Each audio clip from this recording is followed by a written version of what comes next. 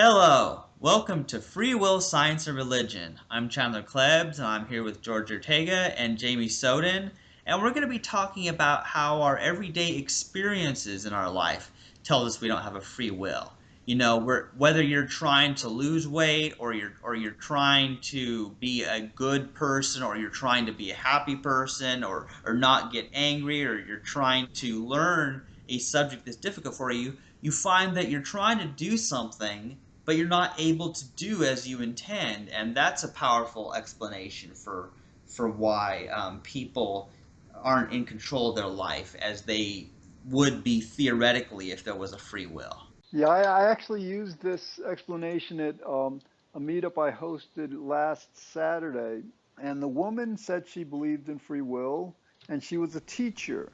Now, this woman was very moralistic. She even said, like, I provided an example, like, let's say somebody was in a restaurant and their drink was spiked, and then they went out and did something illegal. She believed in free will so much that she felt that even though, like, they had no knowledge of it and it really wasn't their fault, that they're still responsible for the wrong they did. So then what I asked her, so she seemed very moral. And then I asked her, well, like, I imagine you believe that it's really wrong to yell at your kids, to lose your temper and yell at your kids. And she agreed very strongly on this. Then I asked her, well, do you ever, lose your temper? And of course, she's a human being. She said she did. And that's when she began to understand, wait a minute, if she had a free will, then she would be able to, like, check her emotions, remain calm, not become hostile at her kids. So this is, like, and then some people would say, well, sometimes I can control it, but other times I can't. But can you guys see the problems with that kind of defense? Right, because if you were really in control of things, you would be able to control when you could control it. Exactly. Yeah, and first of all, I would like to mention that the very concept of control is sort of a weird term anyway, because I suppose control for some people means doing as they intend to do. When they feel like what they're doing is what they want to be doing, they feel like they're in control. But ultimately, that means that people, it gets into the fact that we don't choose what we want to do in the first place. We don't choose our desires and our motivations to begin with. So ultimately, we're not in control of our control. Absolutely. So, like, anybody could come up with an example of something that they've wanted to do, but they weren't able to do it like they wanted to. Yeah, well, let's even, like, just something as simple as losing weight. I think you cited the statistic that 2/3 of Americans are overweight, and a lot of these people are trying to lose weight. They know their health suffers when they're overweight. They know they're, like, they really want to. I mean, that should be such a very, then you have to ask them, where's the free will in that? If you can't lose weight, when you want to, if you can't be good when you want to, if you can't be as happy as you want to when you want to, where does this free will come in? I mean, because, like, they might say, well, I'm free to choose, like, between an orange and an apple for breakfast, but I mean, even like, if there was free will was possible, how valuable would that kind of free will be that allows you to choose one thing over another, but doesn't allow you to choose to be good when you want to, or be happy, or to lose weight and things. Yeah, and it brings up an interesting question, George, because even if you suppose that people did have a free will that enabled them to lose weight when they needed to lose weight, or to never be obese in the first place, it still doesn't answer some even more obvious things about morality. And why can't people choose to always be good? Why don't people always choose to be kind and compassionate and happy and honest? Why aren't they doing those things? And those tend to be, I mean, ultimately are very important. And so even if people could did have a free will over what they ate, that still would not solve the suffering involved over other so-called poor choices. Absolutely. So again, but this is, we don't have to like, we don't have to like explain, to people like through cause and effect that causality makes free will impossible, that causality makes free will impossible, that nature and nurture make free will, just from people's experience, And I think like part of this, we have to really maybe devote an episode to very, very clearly explaining what people mean when they say they have a free will. Because again, a lot of people say, of course I have a free will, I choose. But, we know that that's not what it's about. It's because, like, fundamentally we don't choose, as we know. But it's in a different sense, it's being able to choose without things that aren't in our control, affecting. And, again, even like with that definition, well, yeah, if you're able to choose, then you should be able to choose to do good all the time. Should be able to choose to your emotions, choose your thoughts. You know, another test is like you ask somebody like, well, if you believe you have a free will, for the next 10 seconds, will yourself to not have any thoughts at all. That's the good one, George. Oh, yeah. Because then you're thinking about not thinking. I mean, we can't do that. The fact that we simply, hey, here's a good example. Sleep apnea, I think it's called, where people can't fall asleep. And like, well, if they had a free will, why can't they just make themselves drop to sleep when they want? Exactly. Exactly. We should come up with a list. If we really think hard, we could come up with dozens of examples. And, just like devote an entire episode to going through each one of them. Yeah, and here's what's interesting about it, George, is that, you know, in a way, it's still the fact of causality that is the reason why people don't have a free will, but putting it in other words has a tendency to be better because when people they hear the words free will and determinism or randomness, those words they're loaded. These words are loaded with many people trying to give different definitions for these words. But instead, when you just ask people, well, okay, so you wanted to do this thing, but you couldn't do that. What power was it that prevented you from doing what you were wanting to do? That's excellent. Absolutely. And then, when they think about it, they'd have to come up with something that isn't in their control. That's something, that's completely out of their control. I hear you. Yeah, and here's another thing that's very key about it is that ultimately, like one thing some of people might do is they might think, oh yeah, I'm not at fault because there are things that prevent me from doing what I want to do, but then they might make the mistake of blaming other people and saying, well, I don't see anything keeping that person from doing this or that, so why don't they do it? And then once again, the problem is that just because they aren't seeing all the causes of what's going on in that person's life doesn't mean that there aren't those things that keep them from doing what they want to do. Exactly. And Chandler, you just reminded me. I mean, like people say they believe in free will, but certain expressions we have in English, at least, indicate that on a certain level they understand that we don't have a free will. For example, like like when they say about a person, well, they were doing the best they can. That people say that in defense of someone. Like let's say with a little boy that does something wrong or something. One of the parents might say to the other parent, well, like don't be angry at the child because the child is doing the best they can. Or like there's another expression, there but for the grace of God go I. If they encounter, let's say, a homeless person or a criminal or something, people recognize we're just lucky we're not like them. And so people really get that we don't have a free will, and they say it. But you're right, Chandler. I think it's like it's this free will term is loaded, I guess, because of religion, because it's part of religious doctrine, and I guess people are afraid to go against it because they're afraid that if they go against this doctrine, they're they might end up in this place of eternal suffering, which like is justified by this free will belief. Yeah, and here's another thing about it, George. The very fact that basically we're lucky or unlucky means that, it's not really in our control the circumstances we end up born into and to begin with. Because think about this. Think about all the things in my life that I've done, whether good or bad.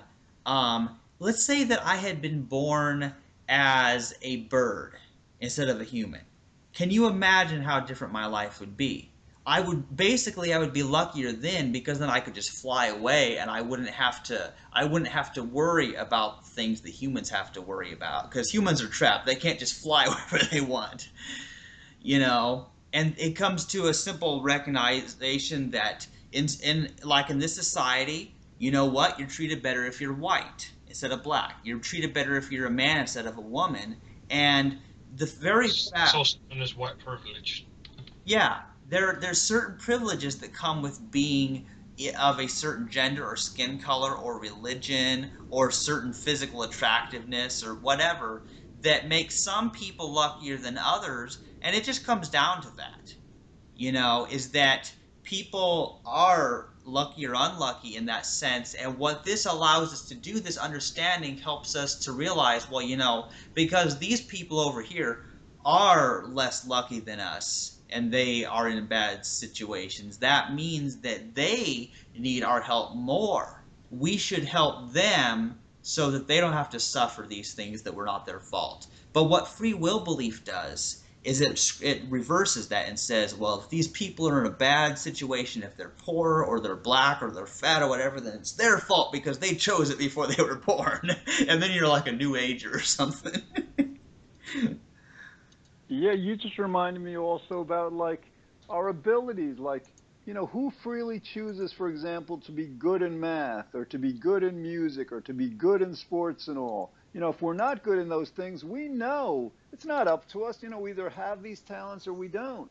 I mean, certainly we can develop them, but like, there are a lot of people we recognize who just naturally have these abilities or don't. So that's yet another way that our experience tells us very strongly. Because, like, if we had a free will, if we wanted to, like, let's say we were horrible in math, we could say, well, I'm going to will myself to really understand this, to do this really well and all. But we find we can't. So, like, where's the free will there?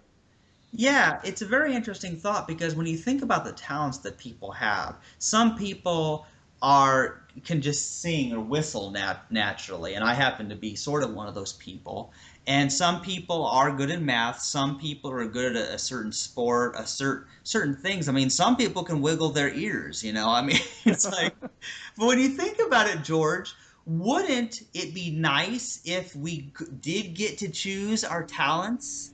Wouldn't we then, naturally, some of our talents, like I'm good at jigsaw puzzles, but I would rather trade that in for some more social intelligence so I could understand people better because that would actually be more useful. Exactly. So again, in people's experience, it's not just this is theoretical. People just have to look to their lives and see all the things we can't do to tell us very clearly we don't have free will. Yeah. Yeah, another powerful example is just brute physical strength. Some people have got more muscles than others. And that happens to be of a certain advantage. It means that there's certain jobs you can work that require heavy lifting, for example. Absolutely. And I think men and women have different ways of thinking sometimes, but you have to be a woman to be able to think in that way, and you have to be a man to be able to think in the way men think. You Right. Nobody can make a comparison because we've only been one or the other, right? exactly. And another thing that's interesting is, people get into this competition about, oh, men are smarter than women, or no, women are smarter than men. And first of all, I think smart in different areas. But let's get straight to the point. Even if a certain gender was overall smarter or dumber than the other, we still should not feel bad because we didn't choose it. Exactly. Yeah. Exactly. Another who can choose how intelligent they are? Absolutely. Yeah. Wouldn't we all just be like maxed out intelligence? Mhm. Yeah. And like George has said before, we would be completely happy. We wouldn't be depressed ever if we could just will ourselves to be happy. So, all right. So, I mean, we've just spent the last 15 minutes or so just exploring these ways that are based on experience. I mean, like, so much of our experience tells us we don't have a free will. Then the question becomes like, I mean, like, how do people ignore this? How do people, like, still say they have a free will? I mean, this is like a huge mystery, guys. What is going on? I mean, again, we can't blame people because they don't have a free will, but what is preventing people from understanding this? Hmm. It's interesting because this is just my attempt at theorizing, but I think a lot of people are so busy that they haven't had time to evaluate this adequately. Well, Jamie, what's your take? Why do you think, it's so easy for us to understand, yet so impossible for so many people? Um, I think a lot of it has to do with upbringing because this evidence against free will um, hasn't always been that strong, has it? Well, I mean, has it? Because, like, for example, like these experience-based refutations that we just spent 15 minutes on, I mean, I imagine they would have been available to the Greeks. So, and you're right. I mean, I think what you're saying is like maybe the Greeks didn't think of this. Maybe it never occurred to them. But on the other hand, it's not like they're so difficult to come up with. Yeah, and guys, this really isn't about evidence so much, even though it is, we do have evidence that we're out of, just like the experience that we've been talking about. Obviously, the evidence that some of us can sing and others can't sing, that we do have evidence of that. We know that there are people who can sing and those who can't. So we have the evidence, but what it's about.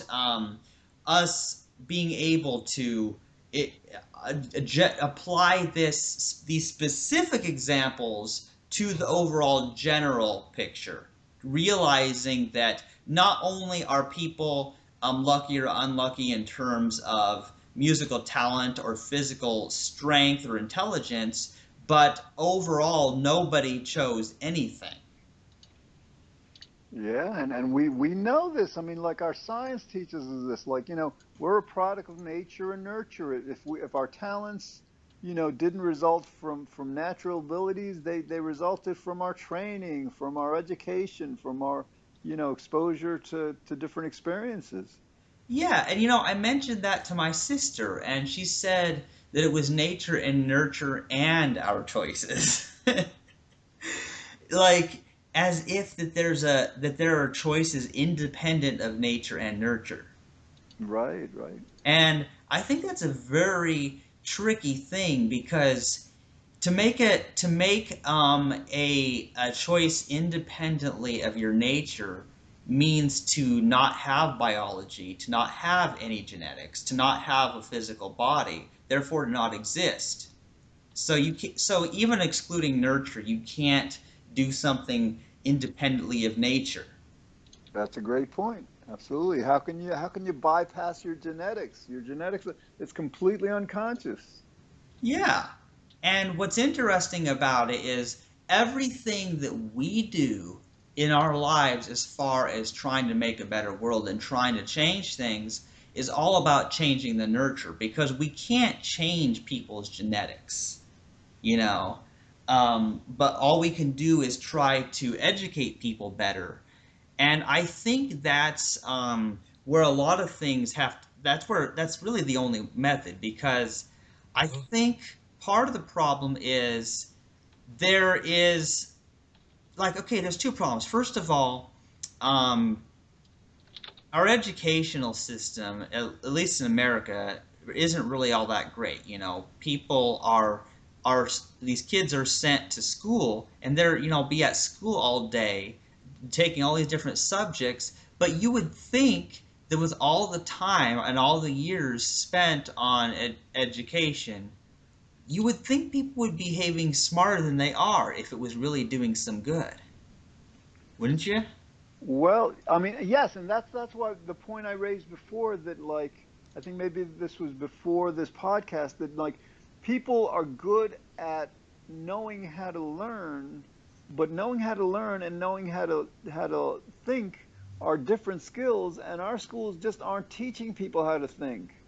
You know, so yeah, it's like, and Jamie, you were bringing up before, like, just that certain some of these ideas just never occurred to people, Hmm. and that's interesting because, like, when you say that, I'm kind of like thinking, well, in terms of explaining this to people, maybe some ideas haven't yet occurred to us that would really seal this, that would really, like, be so powerful an explanation that no one could deny it. I'm wondering if if there exists, such an explanation that is so powerful.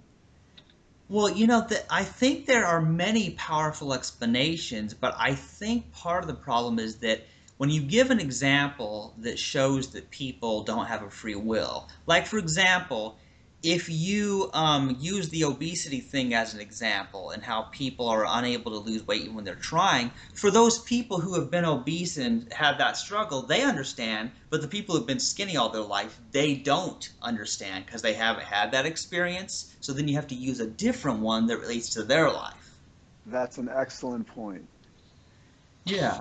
So what we're looking for, guys, is a universal experience, one that theoretically every human being in their lives does encounter.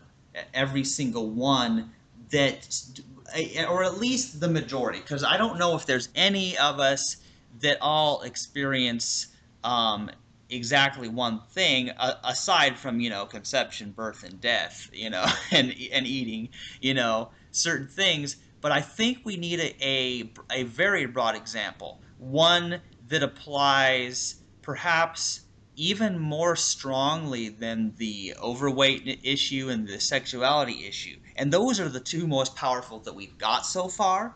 But I'm wondering if there's one that has not occurred to us yet. Um, yeah. Maybe going back to that, you challenge a person, for the next 10 seconds, I want you to not think anything, Yeah. and obviously, like, that they won't be able to. But then I'm trying to figure out what are some of the comebacks that people who believe in free will say, Huh. that may. Yeah. Um, it's interesting. See, one of the problems is whenever we give somebody a challenge, um, and say, well, if the problem is when we say if you had a free will, you'd be able to do this, and then there happens to be a small portion of the population that actually has a talent to be able to do a certain thing, like pat your head and rub your tummy or something, you know, then basically they can try to come back and say, oh, see, I can do this thing, so I have free will. Right, and ultimately, yeah, they'll come up with examples like, well, you put an apple and a pear before me, and I will choose of my free will one or the other. And, like, so maybe we have to kind of like come up with an explanation that addresses the most the most difficult of these kinds of, like, defenses, but does it in terms of, well, I mean, like, for example, like choosing between an apple and an orange. um I think one way we could address that is, like, we choose against, based on our strongest motivation at the time, right? We have this choice before us, and one of these options is going to win, but we don't know which one will win until it wins. I mean, like, if we really want the apple, there's no way we can choose ourselves to want the pear, or vice versa. Yeah, and let's be honest here, George, because these examples of choices of what fruit you eat, unless you're nuts about fruit, who honestly cares? I mean, I think the so-called choices that we care about are the difficult ones. They happen to be the difficult ones about, about overall the health of the food, or who somebody votes for in an election, or who they marry, the more life-changing things. Because obviously you can eat an apple one day, you can eat an orange the next, but you do whatever you want, but it's just a short thing. It's not a long term. Whereas when people do something that has long-term effects, good or bad, those are the big ones. So we've got, so while we understand that none of the choices are in our control, there's the small choices and the big choices. And it's more looking towards these bigger choice examples that I think is a powerful one. Like, for example, you gave an example in your book, which of course was the transcripts from your episodes of your show, about like one person's taught, to always vote, and the other person's taught never to vote, you know, and and using this as an example of how people are taught.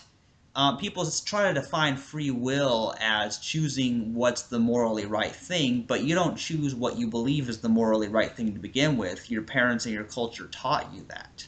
Exactly. So let me ask you, Jamie. So it seems like people, what we're talking about, it doesn't seem like it's that difficult to logically understand. So I think what's happening is that people's emotions, their belief system, their need to feel that they're not puppets or robots or whatever, are preventing them from seeing this logically. Do you have any ideas of how we can address that component? Like their emotions, their beliefs are hijacking their reasoning. Well, you just need to educate them on why humans are not really that much different from any other species, really. Okay. Well, let me, for example, like somebody might say to us, well, like if I thought that nobody has a free will, life Hmm. would have no meaning for me. Like if we don't have a free will, we're all robots or essentially robots, and nothing's up to us. So what, people say, what meaning would my life have? So what do we say to them? What. Yeah, because they're How, confusing fatalism with determinism, right? well, that's true. That's true. Yeah. Yeah, and here's what's interesting about it is that basically they have just explained part of the fact that they don't have a free will, because they have no choice but to believe in free will because they are compelled to want life to have a certain meaning. That's a great point. And what's interesting about it is, why do people fight so hard and search for meaning and purpose in their life? Some people do it with religion, some people do it with certain other things in life, whether it's food or sex or drugs or whatever. People are trying to find their happiness, and ultimately they all want to feel like they make a difference, or that there's some reason or purpose to them existing. And it's because of this that I think a lot of beliefs that make no sense happen, because people are trying to they're trying to come up with a meaning, because that makes their life livable. It makes them happier to think of there being a meaning. But that is a powerful example, that because they have that need to believe that there's a meaning in their life, that makes them want to believe that they're in control and that they choose their destiny or something like that. Chandler, I think you're onto something. I think when people, I think if we direct people to kind of like just be honest about why they need to believe in free will, and if we can get them to understand that that belief that they have, it wasn't really up to them, then I'm not sure what kind of recourse they could then turn to. Yeah, I think that requires us to get into a larger discussion about the meaning of life. So yeah, that's something to consider. We're almost at our 30 minutes, and we've talked about some great stuff. So should I end this one? Sounds good. All right. You've been listening to Free Will, Science, and Religion with Chandler Klebs, George Ortega, and Jamie Soden. And we've been talking about, everyday examples that show us that we don't really have a free will and aren't able to do as we want to do. And we're sort of moving into a realm of what makes people want to believe in free will. Some people, it gives their life meaning. So in future podcasts, we'll want to explore the meaning of life. Thanks for listening. Goodbye.